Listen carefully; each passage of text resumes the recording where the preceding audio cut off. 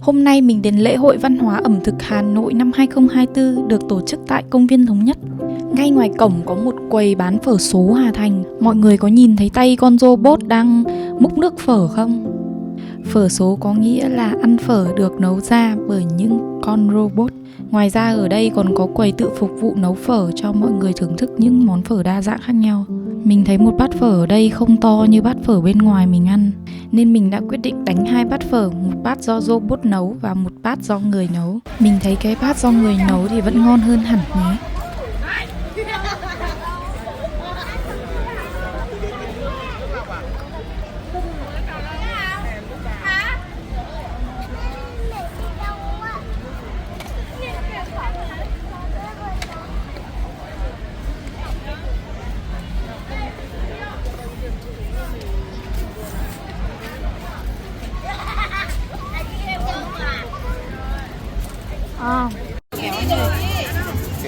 Anh lấy cái bò bía nhỉ?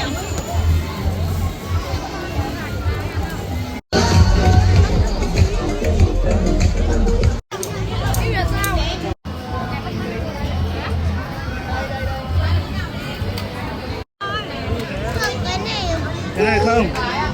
Cái này không? Ông ăn ở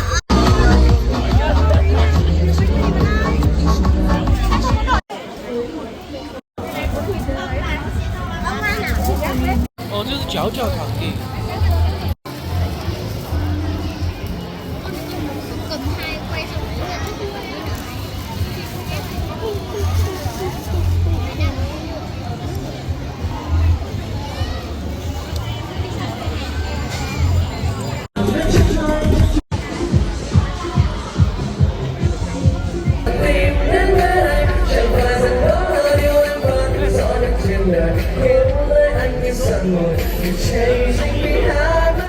Ở đây mỗi một gian hàng sẽ bán mỗi loại ẩm thực từ các quốc gia khác nhau hay từ các vùng miền khác nhau. Các gian hàng chủ yếu được tập trung ở trung tâm công viên Thống Nhất. Từ trên cao có thể nhìn thấy những lều nhỏ màu trắng đan xen giữa các lán cây. How did you find me? The silver lining. I was blinded by the dark till you showed me where to start. Wherever the wind blows, wherever your light goes, I will follow you around. I won't let the sun go down without you. Tell me you need me, tell me you care.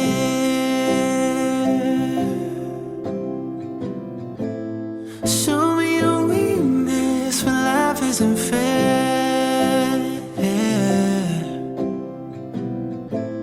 Oh, I was a sad, sad story until you let down your hair. So even if you lose your way, I will still be there.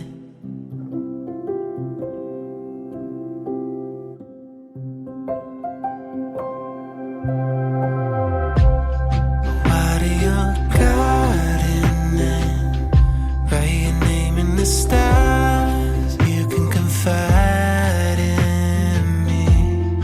Tell me you're Buổi chiều mình đến khu dân cư được coi là nơi có mật độ dân số lớn nhất châu Á, cũng được coi là Cửu Long Thành Trại của Việt Nam.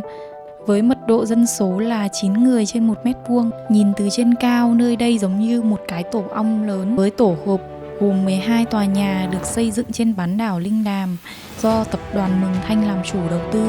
Tổ hợp này gồm 4 khu, mỗi khu gồm 3 tòa nhà với 9.000 căn hộ. Dự án chung cư HH Linh Đàm thì có vị trí rất là đắc địa. Dự án đã được đưa vào hoạt động từ năm 2015, tuy nhiên đến nay đã 10 năm trôi qua mà vẫn chưa được cấp sổ hồng. Điều này là do sai phạm trong xây dựng.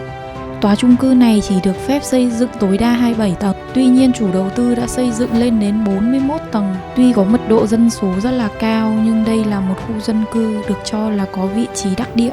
Khi nó nằm trên đường vào bán đảo Linh Đàm, cách trung tâm thành phố chỉ khoảng 7 km, gần các trường đại học và bệnh viện lớn ở Hà Nội, gần trục đường vành đai 3. Một căn nhà ở đây tùy vào diện tích thì giá bán có thể từ 2 đến 5 tỷ. Đây là giá cả mình tra được trên sàn bất động sản. Nếu như tính là có một chủ đầu tư xây dựng duy nhất và nơi có mật độ dân cư đông nhất thì chính là khu HH Linh Đàm. Nhưng nếu xét về khía cạnh nhiều chủ đầu tư xây dựng trên một quãng đường chỉ khoảng 1 km với khoảng hơn 30 tòa cao ốc của vây thì tuyến đường Lê Văn Lương, Trung Hòa, Nhân Chính, Nguyễn Tuân đã phá vỡ kỷ lục của Linh Đàm. Nếu tạm tính mỗi căn hộ có khoảng 4 người sinh sống thì chỉ riêng tuyến đường Lê Văn Lương đoạn giao từ đường Láng đến ngã tư Khuất Duy Tiến có tổng cộng 33 dự án chung cư cao tầng với mật độ dân số khoảng hơn 100.000 người. Điều này lý giải vì sao đoạn đường này tắc liên tục vào những giờ cao điểm.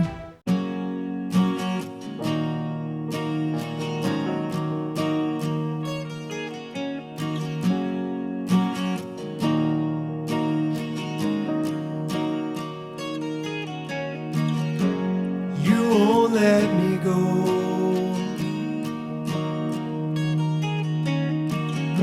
And I can't get you out of my mind. Ở trong khu chung cư Tổ Ong này là rất nhiều các tiện ích ăn uống hay thậm chí là cả các đồ tươi sống, hàng điện tử hay ngay cả là bán đồ trang sức, các hàng rong vỉa hè. Conflict calls me out like the waters on either side of the divide. Great divide.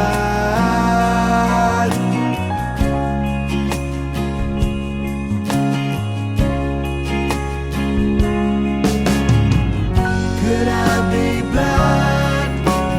Lift this veil and help me see the truth in all of this. Ở giữa quảng trường là chỗ cho trẻ em vui chơi. Người dân thì có thể xuống đường hóng mát đưa chó đi dạo. Phía ngoài của tòa nhà nhìn bằng mắt thường thì có thể thấy được rất nhiều những lớp sơn bị bong tróc hay là có những chỗ tường bị nứt nẻ. Khu để xe thì chỉ có thể để được xe máy, không để được ô tô, mà cũng chỉ có 2 cái hầm để xe nằm đối xứng với nhau. Mình nghĩ là cái hầm này quá nhỏ so với mật độ dân cư ở đây. Mình nghĩ là có lẽ đến gần Tết mọi người sẽ góp tiền để ban quản lý sơn lại mặt ngoài của ngôi nhà.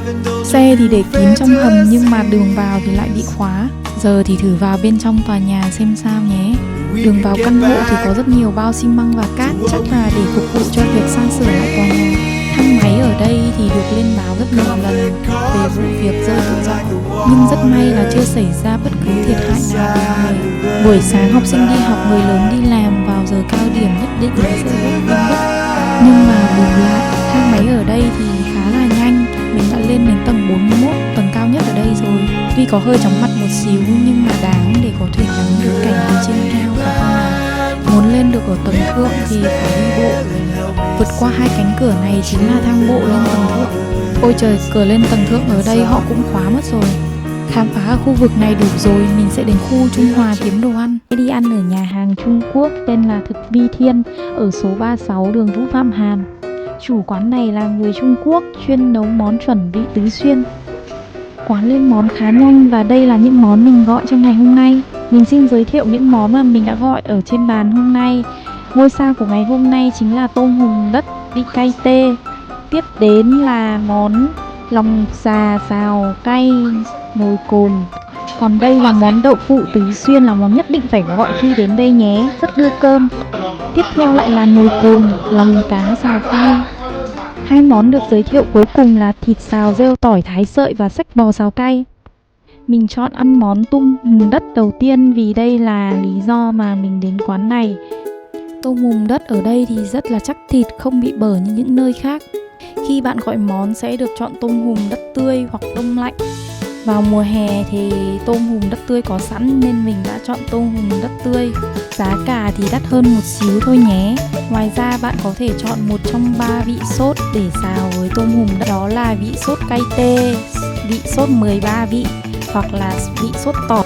Vị sốt cay tê thì được yêu thích nhất ở đây nên mình đã gọi đặt làm vị sốt cay tê. Tôm hùm đất là loại thủy sản đã bị cấm nhập cảnh vào Việt Nam nên mình cũng không thể hiểu được vì sao nhà hàng vẫn có thể có tôm hùm đất tươi bán.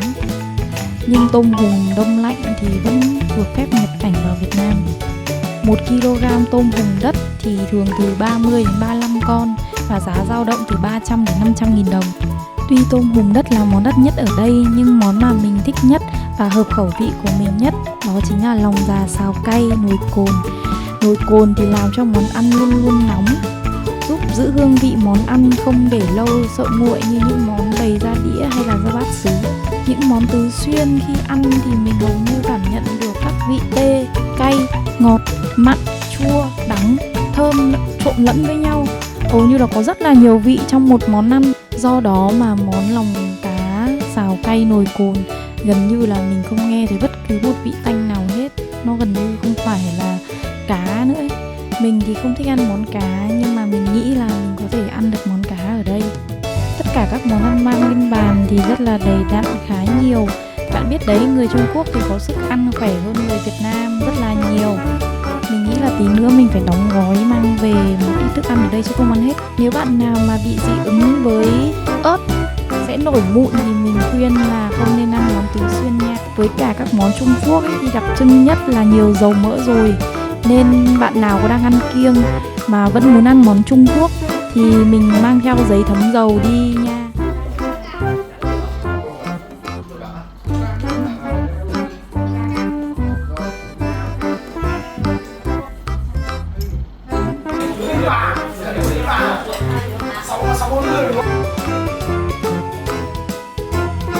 Rượu chin nghe nói là được ngâm rất nhiều thứ bổ dưỡng và tốt cho sức khỏe.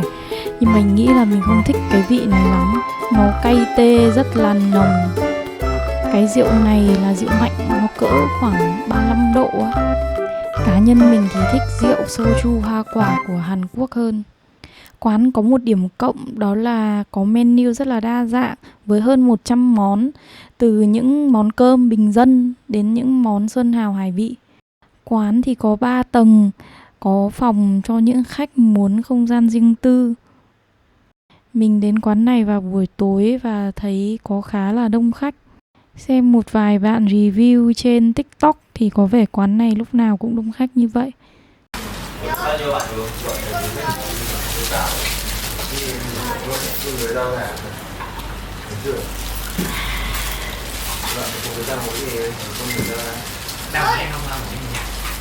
Chính ra mình thấy món xách bò xào cay ở đây được tẩm ướp ngon hơn hẳn ở Hai Đi Lao nhé. Ở đây có một món lạ đó là thịt thái sợi xào rêu tỏi. Mình chưa từng ăn rêu tỏi bao giờ nhưng thực ra rêu tỏi chính là khi tỏi phát triển đến một giai đoạn nhất định thì phần hoa và cuống hoa được gọi là rêu tỏi. Mùi vị của rêu tỏi rất tinh tế, thơm phức, dùng để xào thịt hay tẩm ướp đều đặc biệt thơm ngon và hấp dẫn.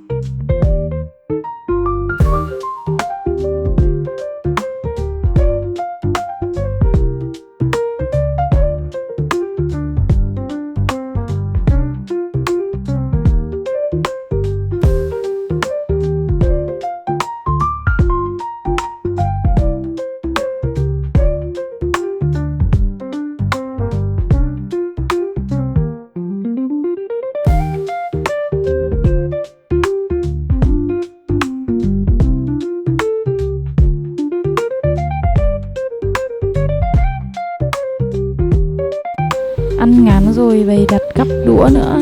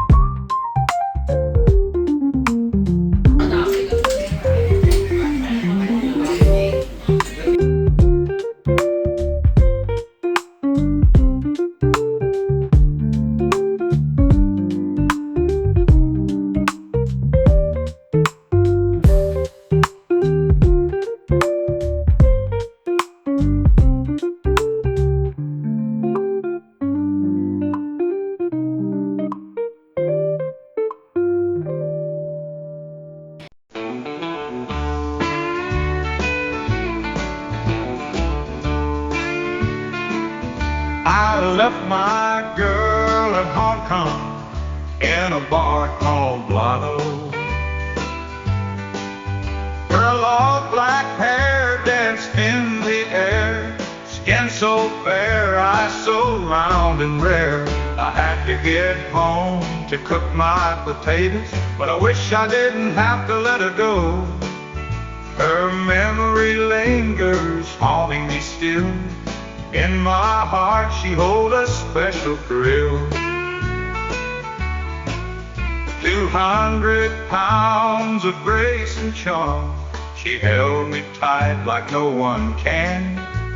But duty called and I had to leave, though in my mind her image heaves. I had to get home to cook my potatoes, but I wish I didn't have to let her go.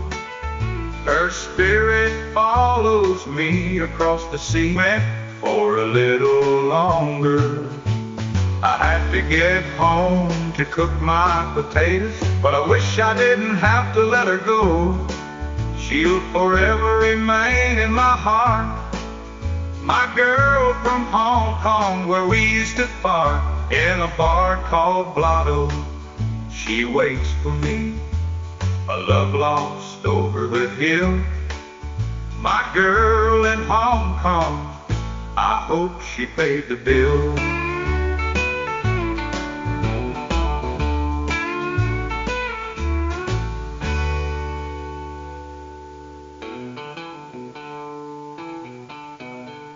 Nói trước không về tôi bắt đến này rồi. Bố mày muốn mình thế. Có làm nhiều người đến mà.